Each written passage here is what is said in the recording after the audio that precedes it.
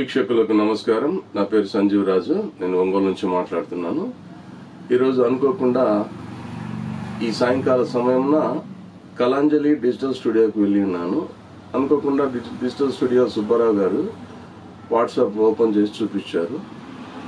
మనం నిత్యం వాడే పేస్ట్లో మనకు తెలియకుండానే క్యాన్సర్ కణాలను అభివృద్ధి పరిచే ఫ్లోరైడ్ ఉందని చెప్పేసి డాక్టర్ అమ్మ గారు జోష్నా తేజ గారు ఎంత వివరంగా చెప్పారు.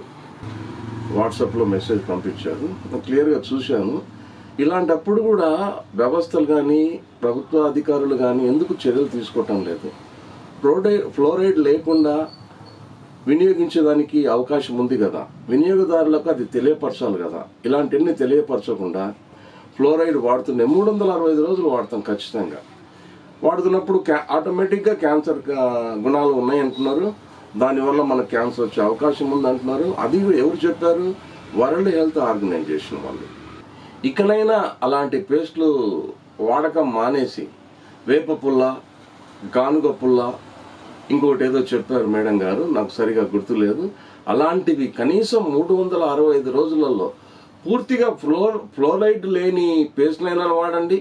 లేకపోతే వారంలో 4 రోజులు వేప పుల్లలు కానీ గానుగ పుల్లలతో కానీ శుభ్రపరచుకొని దంతాలని మన ఆరోగ్యాన్ని మనం కాపాడవలసిందిగా కోరుతున్నాను. ఈ ప్రభుత్వ పరంగా ఎలాంటి చర్యలు తీసుకోకుండా ఎంతోమంది ప్రాణాలతో చెలగాటమాడుతున్న ప్రభుత్వాలు ఇకనైనా మేల్కొని ఆ ఫ్లోరైడ్ లేకుండా తయారు చేసే పేస్ట్లు ఏదైనా ఉంటే మార్కెట్లో రిలీజ్ చేసేసి మిగతా వాటిని అన్నింటినీ ఆ ఫ్లోరైడ్తో తయారు చేసే పేస్ట్లను కంపెనీల మొత్తాన్ని బ్యాన్ చేయవలసిందిగా కోరుకుంటూ మీ సంజీవ్ రాజు.